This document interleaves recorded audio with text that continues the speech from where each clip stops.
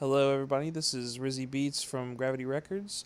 We're doing local artist spotlight here, and we've got Lewis Dot, and we're talking about Yo, Saturday night cartoons and memories in retrograde. To start off with, I got a couple of questions I prepared.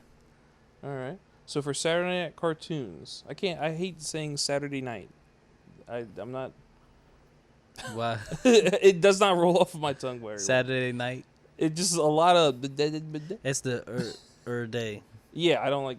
I can't say it. Maybe I should change it. No, it's not on you. It's just me being a Neanderthal. Um, um, so a little basic question: what are the cartoons that inspired you to make this album dedicated to them? Really, the main one was Foster's Home for Imaginary Friends. Mm, classic. Yeah, and I don't really Blue. know. I don't know how that. Eduardo, Yeah, Coco. Wilt. Who is the imaginary friend of Wilt Chamberlain, as per the movie. Yeah. But yeah, I don't know how that came apart or how that came to be a part of it. Like I wrote one of the songs, and then What was that song? the first song that got written for it was "Oh Love Me Not." Okay, yeah. I've told the story a couple times, but I was staying over at Jared's place, for over the summer. I don't know. I might have been like in between living somewhere. I don't know why I was over there, but he probably just had me over the crib to write music. Oh, I around. remember that. Yeah. I think I remember that. Yeah. When they lived downtown, Yeah. and I would just sit there. I would be there for he would go to work, so I would be there all day, not doing shit, not having no car. So Yeah. and he was like, "Oh, I had the beat from Sam. I had a couple beats from Sam, and then I wrote Love Me Not, and then."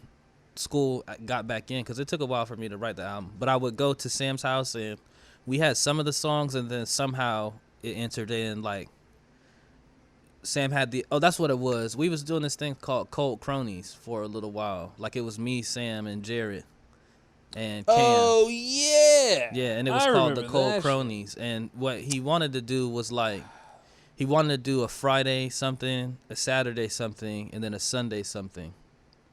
You know. And then Damn. then like from that it was like, okay, Sam thought it should be more expansive, so we came up with the idea of making a universe that all those projects could live in. And I think that's when I was like, oh shit, well, it would be cool to do like Foster's Home for Imaginary Friends, like, you know what I'm saying, The album. essentially. Yeah, but from like an adult perspective, the idea is like what happens to an imaginary friend when it ages out of Yeah. being in their imaginary home. Word. Hell yeah. Mm-hmm. So. And there was other cartoons too, but like some of them are sampled on the channel change thing. Yeah. But that's just like, those are cartoons and scenes from cartoons that I just remember growing up, like the Courage joint. Fantastic Flan. Which I would associate as a late night joint. I don't think that came on before 8:00 Yeah, at any given night. the other one's Tiny Toons. Water Go Down the Hole. That's like a Tiny Toons things. But I got in trouble as a kid. That was for my mom because I got in trouble as a kid flushing my underwear down the toilet. As like part of multiple that, times? as a response to that cartoon. No, that happened once. Oh, okay. Yeah, I think I had to call people out there and get them out of the thing. And then what's the other one? Y'all better watch out, cause Big Trouble's on the mic now. I'll let your lights out. The Tyler Creator shit. Yeah. Yeah, I love that. That's dope. Yeah, that was really cool. Word.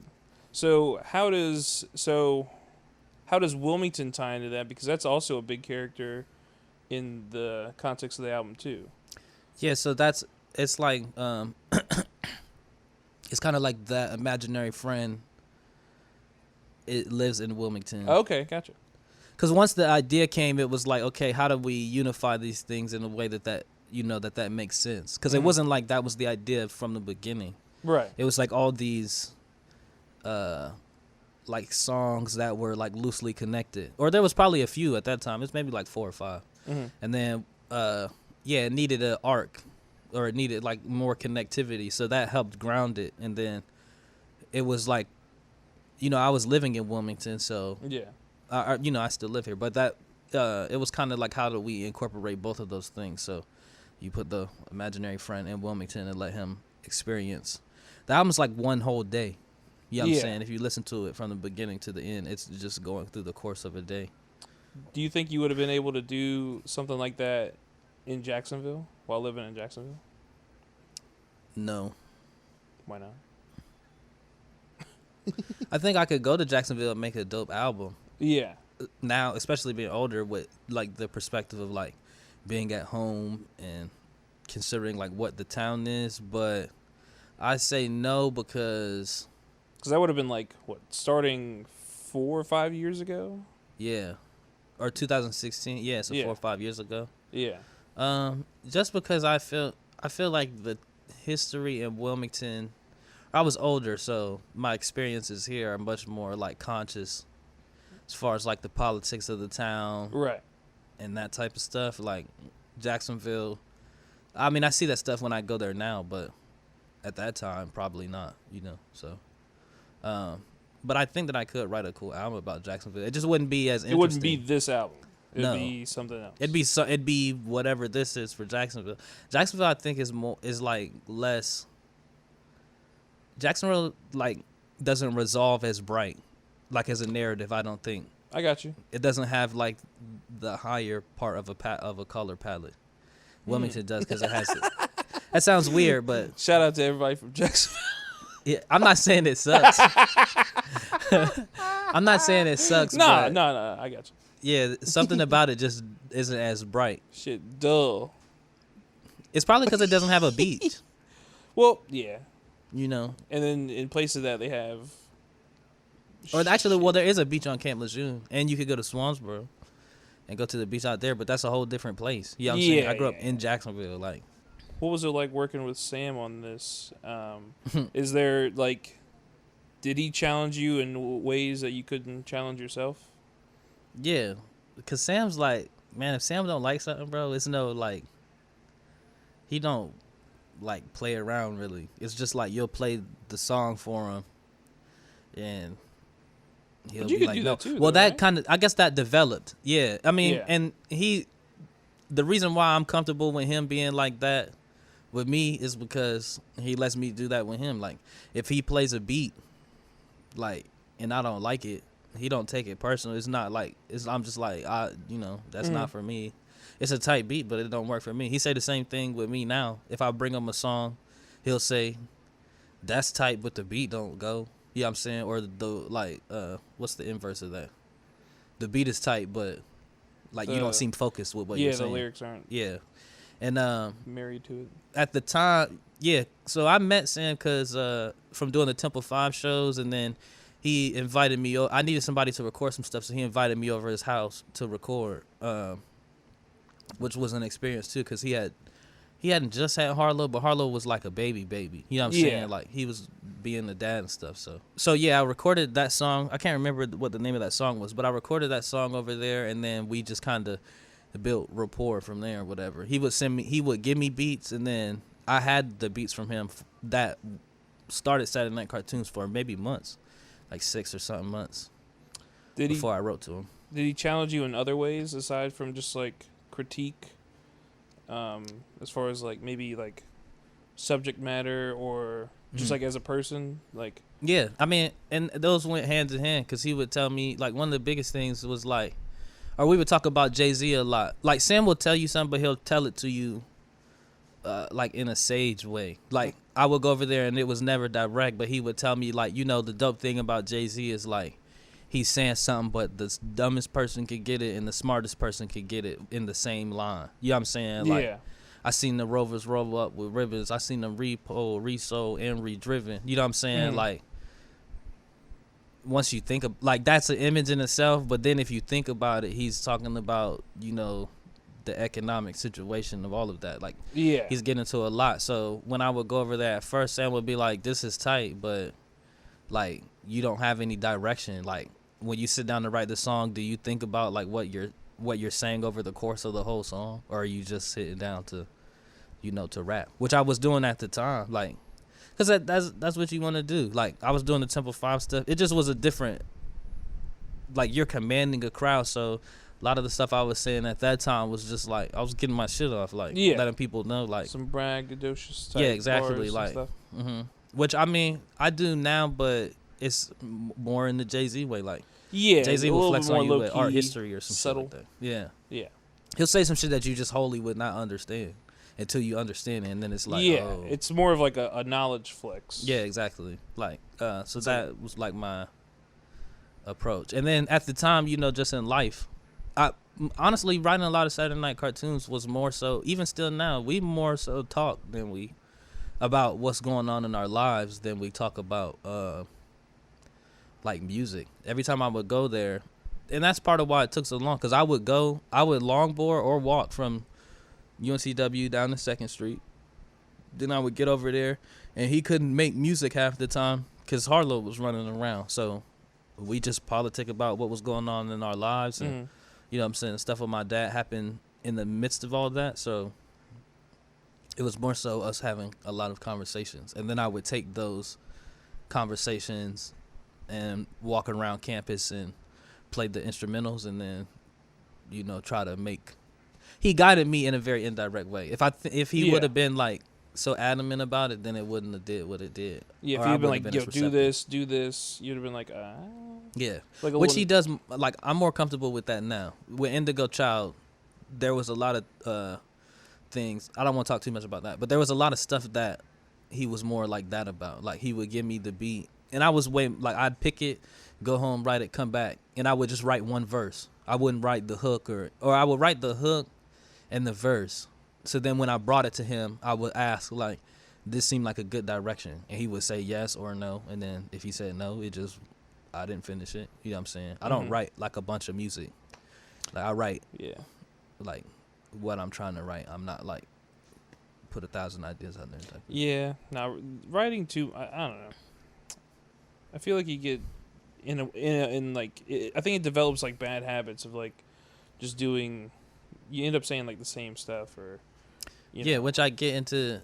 And that doesn't make me feel good. That makes me feel like less about my writing, so I just try not to get into that. But I do think that it is good practice to write music or whatever. If you say the same thing over and over again, then eventually you're gonna say it the best way one time, and then that's the song. You know what I'm saying? Yeah. But then, if you're releasing all of that. Yeah, that's where I think that you shouldn't do that. Yeah, you know what I'm saying? Like, I don't think that you should put all of that out. I think you should try stuff, and then when it feels refined. Sound kind of like a stand-up comedian. Yeah. You hit the special, and then you throw it away. And you're like, all right, boom, done. Yeah, and then you go on and do something else. After like year or maybe 2 of working that joke. Yeah. If you find that's actually a good way to think about it. Yeah, you find the perfect way to articulate it, and then that's it. It's probably not going to get any better from there. Yeah. Or, I mean, it may, but there's a finite amount of resources for you to make something better in a limited space where you're not traveling or having access to all these other things, like another level of knowledge or whatever.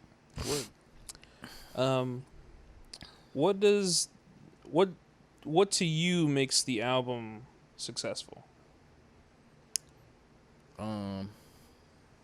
Just people resonating with it, I guess. For me personally, it would be it selling, but but that's how you would define the success of the album, just like a lot of sales. Nah, I mean that's a part of it, because album sales help you advance as far as what you can afford to do for the next album. Yeah. But yeah, I feel like that's like a business success. My feelings about it are like just it resonating with people, like when you put it out and people, even now, like to have people still fuck with it or still want to talk about what their favorite songs are, or people still buy it, you know what I'm saying? Like, and then they come back and it's like, oh, Window's my favorite, or this is my favorite. Like, I like that one. That wasn't my favorite at first, but it came to be my favorite. The beat's just hard on that one. Yeah, that shit goes in. And I think, just the music resonating with people. Word. I feel like it's one of the better albums It's one of the only albums that really articulates Wilmington as a town in the way that it does. It's a real meditation on the city. So, yeah, no, it super is. Yeah. Like there, I don't think Wilmington has anything like that. As far as like that. I guess that articulated. There's definitely stuff that's like, oh yeah, this is like, feels kind of like Wilmington. If you already know, yeah, that that the artist was from Wilmington, but like this, you could take it to some fucking body on the East Coast or the West Coast. I mean, and I think they could still be like, oh, okay, I guess that's how Wilmington's like. Yeah, and it's like, or you could not. I mean, it's like the other side of Wilmington. Wilmington's like, I was telling Tory, Wilmington's like two cities living on top of each other. Like, there's what Wilmington's presented as. Yeah. I mean, and a part of it that people live in. Yeah. People really live like that. And then there's like another part of Wilmington that, and they are existing at the same time. I can't say on top of or below one another, but they're coexisting. I feel like that's one side of it. Yeah. And then the beach, like, it's now, like there's side. a few sides I feel like to the Wilmington shape. Mm-hmm. Some of them good. Yeah, it's complicated. I feel like watch Wilmington on Fire for that one, but what I'm saying. No. Yeah, there's a dual part of Wilmington that talks about one side of Wilmington that most people don't see. So you can listen to it, but I feel like it's very truthful perspective. It's the non-tourist guide. There you go. To Wilmington. Mm-hmm. It has sides. I feel like I'm cool because it takes you from downtown to Riceville Beach. Yeah. Like the shit starts on Riceville Beach, then it goes downtown, and then it goes back to Riceville Beach. Or I always envision the part where like the phone call skit or whatever. Like, I always imagine that was downtown. I got you. Again. So, yeah. I don't know. Yeah. Yeah, I would say Castle Street or something like that. Somewhere around here. Right. But yeah. All right, we were just talking about Saturday Night Cartoons. This is RizzyBeats. We're talking with Lewis Dot about his albums that he's got here at Gravity Records. Yep. You can get them here locally at Gravity Records or on the milkcraterecords.com. Those are the only two places you can get it. Locally, it's only at Gravity Records. Now we're talking about Memories in Retrograde, his newest album that's also here at Gravity Records. Exclusively. It's another hard word for me to Sorry. to say. No, it's just because I've My got a next small project's just mouth. gonna The be dentist one said I had word. a small mouth, and I was like, why would you say that? Yeah, that's weird. He really said, he was like, yeah, your small mouth. He was I was hitting like, on you. what? I'm joking. What would you say? He was hitting on you. No, he said it like it was You a got a bad thing, small and I was mouth. like, dude, why would you tell me that?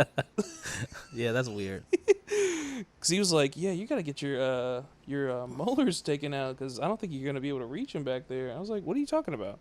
He's like, well, yeah, because your small mouth, it's kind of hard. I was like, what? What the fuck? Oh, you better shut the fuck up. I'm keeping these damn molars Yeah. despite you. I don't care if the fuck my mouth I have open up. small earlobes, so I can't wear butted headphones. Wait. Oh, so like earbuds, you can't. No. Not even like the gummies, the gummies. I wouldn't want to put anything called a gummy in my ear. It's not Nah, like it's they not. don't. It's not like the boba gummies. Yeah. I can't. My ear holes are too small, so My ear holes. And they say, they make little replacement things, but those don't help either. Oh no, nah. You just gotta get rid of that. That's why I wear over the ear headphones I mean, they're better sound anyway. and Apple headphones. Really, that's like the pinnacle of in-ear technology. The shape of their headphones. Oh yeah, no. They the earbuds. did fuck the game up with those Yeah. true chains. But yes, on to the. Are you calling it an album? Or are you calling it EP? I believe it's an album because I think I'm it's not gonna make anything longer than that. So, not me I was personally. gonna say I'm you not already gonna did. me personally You didn't produce an album that's like 13, 14 tracks. What about 10? Maybe I'd have to have somebody else. Like I'd have to be able to produce it like Quincy Jones in it. Oh, like on some. Like I'm not playing all the stuff. I'm just choosing all the pieces. and maybe playing some stuff. Maybe doing You like the already drum did patterning. 7 though.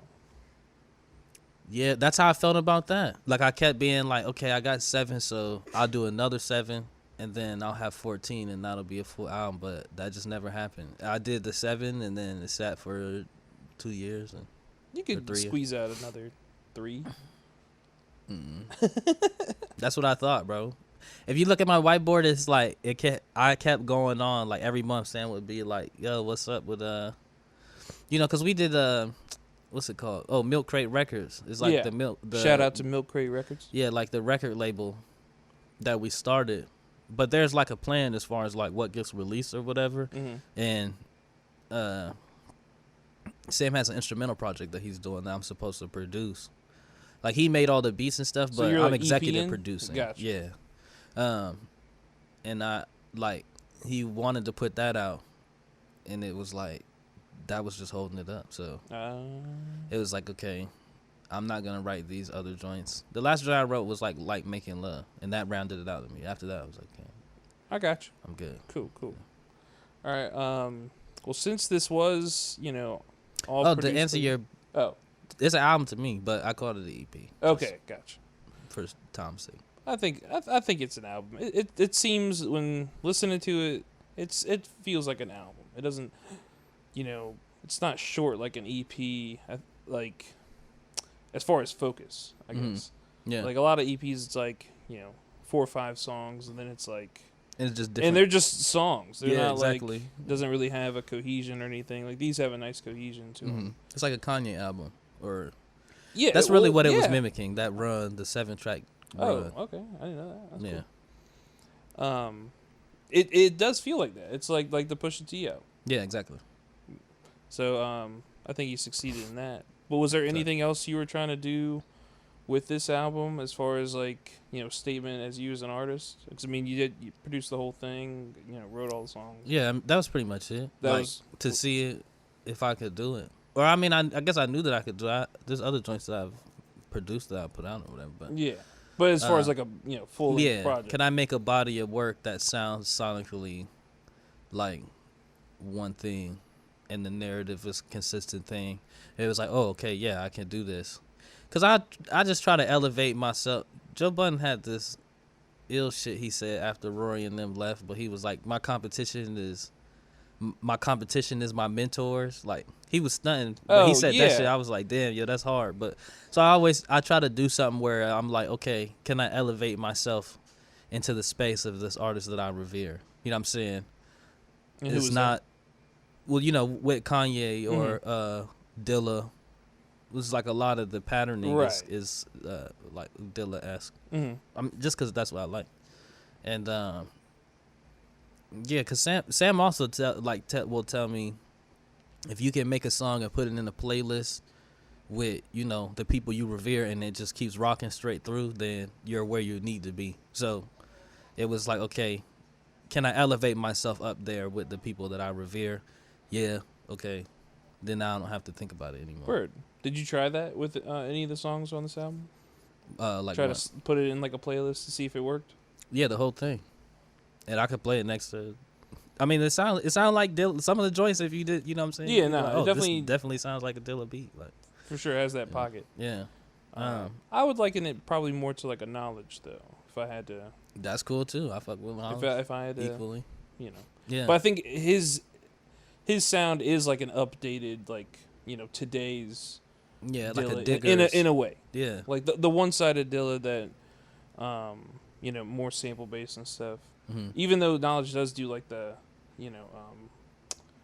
like all programming and like playing the instruments and stuff. Like the electronic Dilla type shit. You know what I'm talking about? Like, he does do that, but it's not quite. Yeah.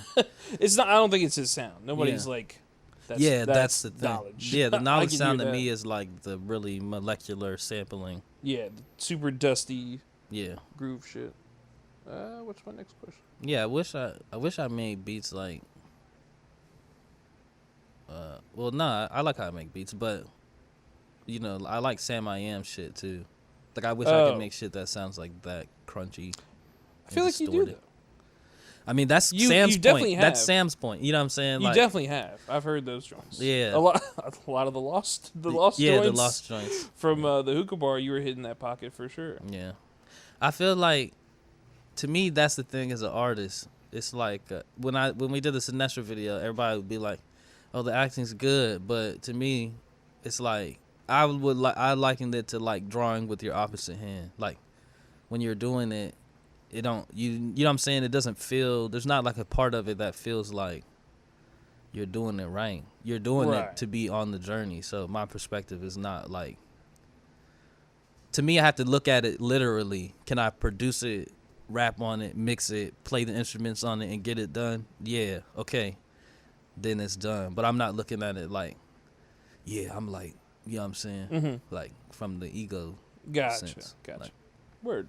I think that's admirable. thanks. And I asked you this the other day.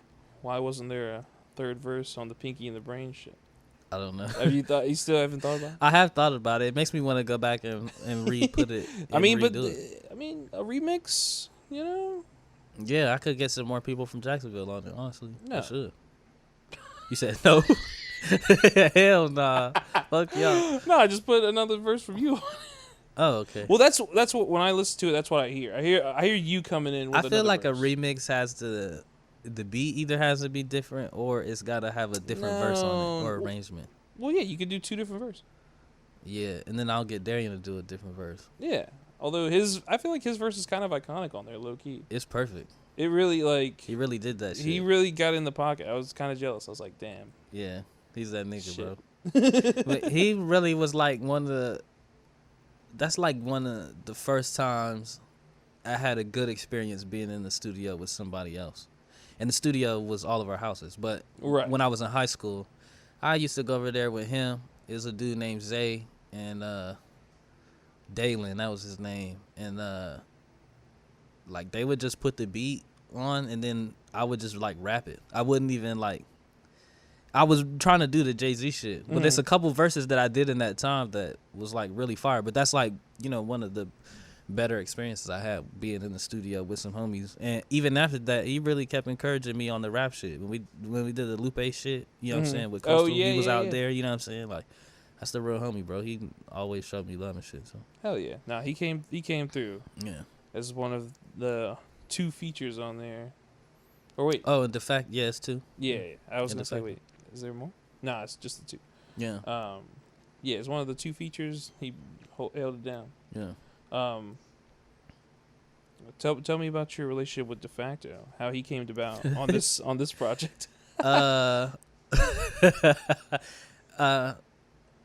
I know De Facto from doing sitting in with Coastal, I guess, and Jared married him. I guess that's the first time he came. Nah, I met De Facto, well, through Coastal too, but when they was staying at the 4642 Ripley spot over near King's Grant or whatever. Wait, they were over there? Yeah, so it was a dude named Azon Blaze, who was, I guess, friends with Jared. So he booked the show. That's how I met King Adavana Science too. He booked a tour, and on the tour they stopped in Wilmington, and they was all staying at the Ripley crib. So it was Science, this dude named No Ability, who was in fucking insane, dude. Like that guy was crazy. King Adavon, which was crazy. You know what I'm saying? Yeah, that shit was nuts. I think I feel like I missed that whole show. Yeah, you must have. I feel like if you was there, you would definitely have remembered it. Fuck. Who else was there? De Facto. Was that at Jimmy's? The show was at Jimmy's, yeah. Did I go to that? I feel like I missed that. Maybe it wasn't at Jimmy's. I don't know. I feel like I remember King was. I Divine being at Jimmy's. Yeah, he was. I do, yeah, because I remember him playing on the little circular tables that they have. It was a weird setup, but he had the MP and was playing the shits live while Science was rapping and shit. It was really tight. Shit.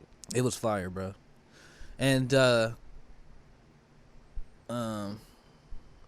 then De Facto was there too? Yeah, De Facto was on that tour as well. So there was I would be over there, you know, producing stuff and really engineering stuff.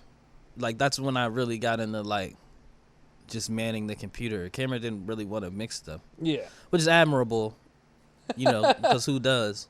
But yeah, I'm saying just to keep the session going, they was all there, and it was this beat that we had. The song is called Light of Mine. That's what it ended up being. Yeah. But the beat was on the computer, and I had like some parts of the song there, and Cam kept being like, "Nah, man, like that's not dope." You know what I'm saying? That's not dope. That's not it.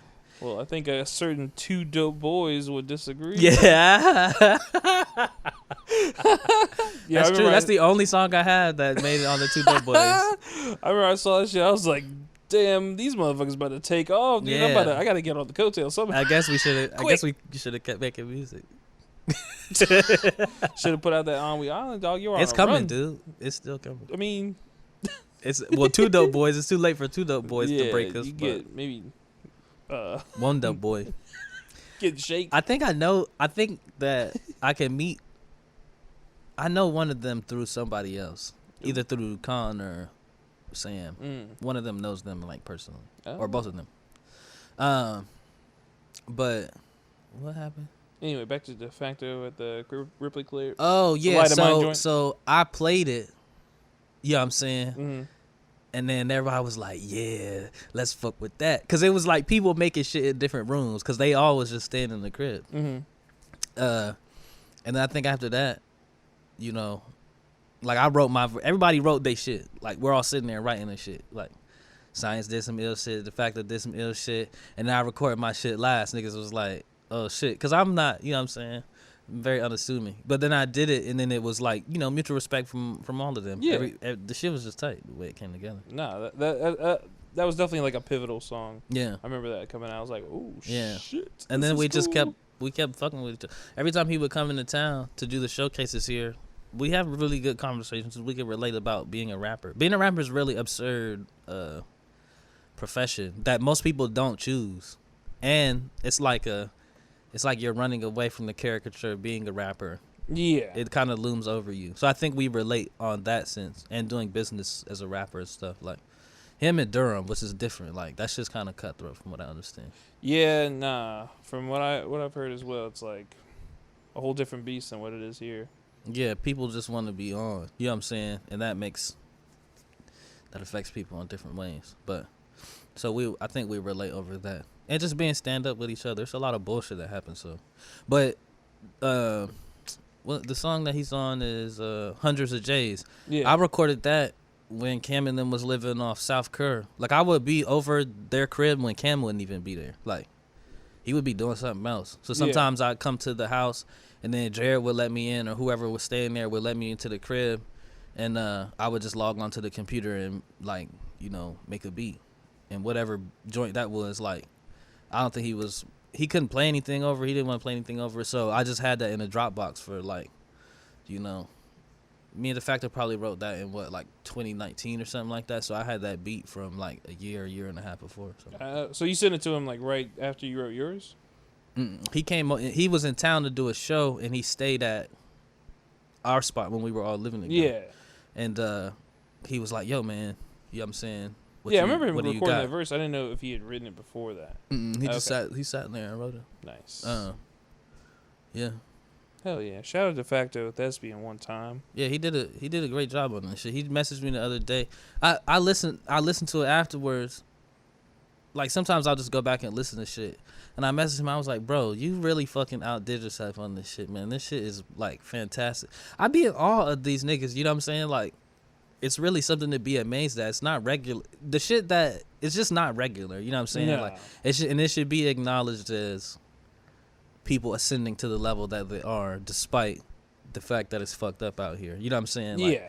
People should be acknowledged for their rapping abilities. Well, yeah, most people have too big of an ego to fucking, make that, shoot that text right quick and be like, yo, you kill I don't give a fuck. If it's good, I'm like, yeah, I'm saying that shit is good. What is your, what song are you most proud of off Memories in Retrograde? Maybe for, the production or, the writing? Like, what, Probably was like Making Love and Cleopatra because it slaps. Yes.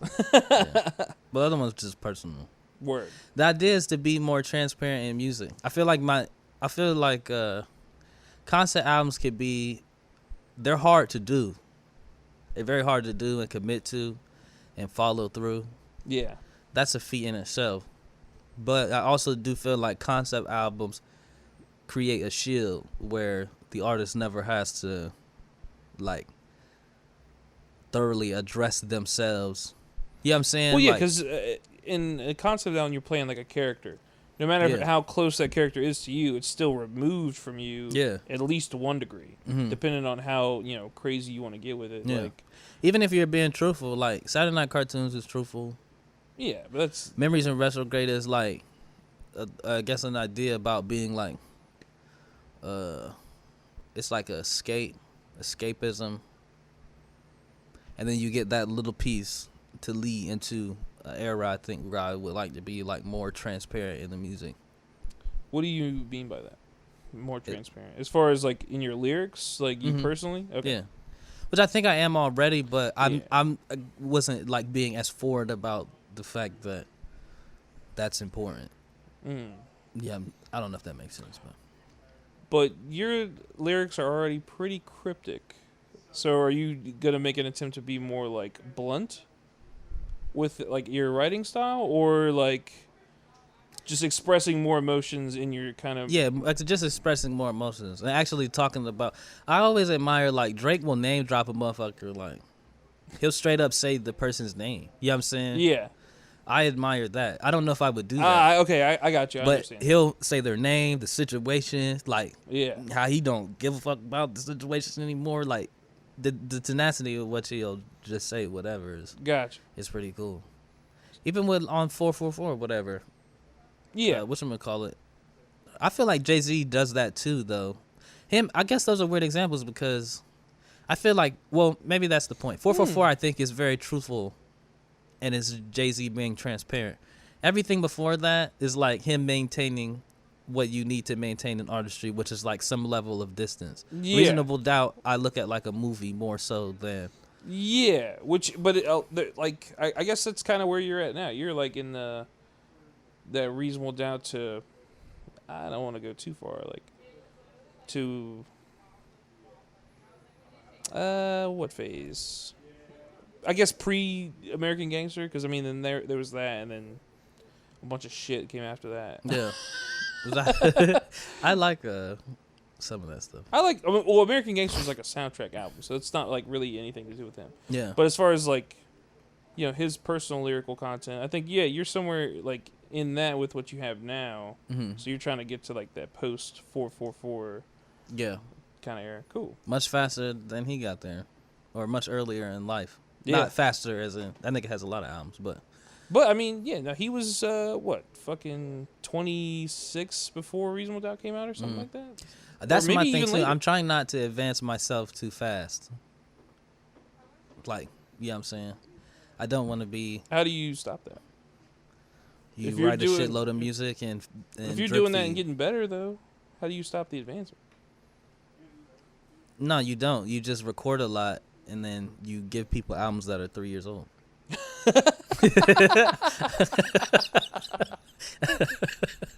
I mean, fair enough. That's one strategy.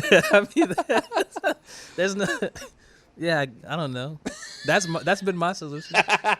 That's one way to do it. I mean, but you're not stopping the advancement. Then you're prolonging the how long it audience. takes for you to get it. Yeah. Plus, it's like that's how shit should be. Like Tyler dropped the 3 years. That's about. It takes me about a year to 2 years to write an album. Yeah. I've realized. Like, but then it takes another year for you to do all the other stuff that's not writing the album to put the album out. Like most people on the local level don't think about album rollouts. True. But it's like Same. Yeah. no, fuck a rollout. Nah, but it's important. To me, it's like every time I put something out, I want to take it that just one step further than it was before. Right. Saturday Night Cartoons, now I'm like, fuck, because we got that dope-ass video. I'm like, how, now I need 2 dope-ass videos and a whole merch line for the next album. You already have videos for that too, though. Yeah, but You want to do more videos for that album? For Memories in Retrograde? No, for Saturday Night Cartoons. No, that I don't ever want to shoot another video for that album again. If I never have to talk about it again, that'd be okay. I think it should go live on its own. If people have questions, you see me, you want to talk to me about it, sure. You bought the CD. Let's sit and have a beer about it. But I don't want to, like, I'm making other stuff, you know. It's like if you sat down and interviewed Tyler and you wanted to talk about Bastard, he's not gonna want to talk about that. Yeah, that's true. Like, but I think it's cool. It was cool. It's still cool, but it was cool to talk about. So, what from Memories in Retrograde do you want to shoot a video for? You have any ideas already? Well, we did those little, cause I have this weird thing about the consumer of music. That's what I was saying with Tyler Creator. Like, he just dropped the what's that? The Juggernaut joint? No. You're talking about Call Me If You Get Lost? Call Me If You Get Lost. And then he posted about it, and in the comments, it's like people like, when's the next album? You know what I'm saying? Did you see that for real? Yeah. But that happens with everybody. The consumer of music is an insatiable creature by nature, not on their own. Gross. You are fucking ungrateful. God damn. Well, it's the industry like making people like that. No, it's a mixture. I don't believe that. I don't believe because I don't know. That gets real theoretical or whatever. But my point is that, like, with this, I shot little videos, 15-second, videos. Mm-hmm. And then I guess I should shoot a long one, but maybe not. Maybe I'll just keep doing the 15-second ones. I mean, it's wherever I'm not, I don't care. So, videos pending. Mm-hmm. I'm more so focused on, like, Memories in Retrograde. You done? Pretty much. Or I'll keep talking about it. But I'm trying to get into this Indigo Child shit. I'm trying to, like, because I wrote the whole thing and now I need to go back and remix it and add people on it. That's really what I want to shoot the video. Like, for that, I want to, debut directing some, like, the videos for that. Mm-hmm. And write the, the treatments, the screenplays for them. Because I want to do short films versus just music videos. Right, yeah. More like, what was the name of the short film for My Beautiful Dark Twisted Fantasy? Runaway? But in smaller pieces. Yes. Or is that the right one? I think so. Okay. That's with the bird lady, right? I think so. Yeah. It's a long time since then. Yeah. That was incredible, though. True that. But yeah. Word. This has been Local Artist Spotlight. My name is RizzyBeats, representing Gravity Records. I've been graced with Louis Dot. We've been talking about Saturday Night Cartoons and Memories in Retrograde. Both CDs, both albums you can get here at Gravity Records locally or at themilkraterecords.com. Mm. Any parting words there, Lou? So...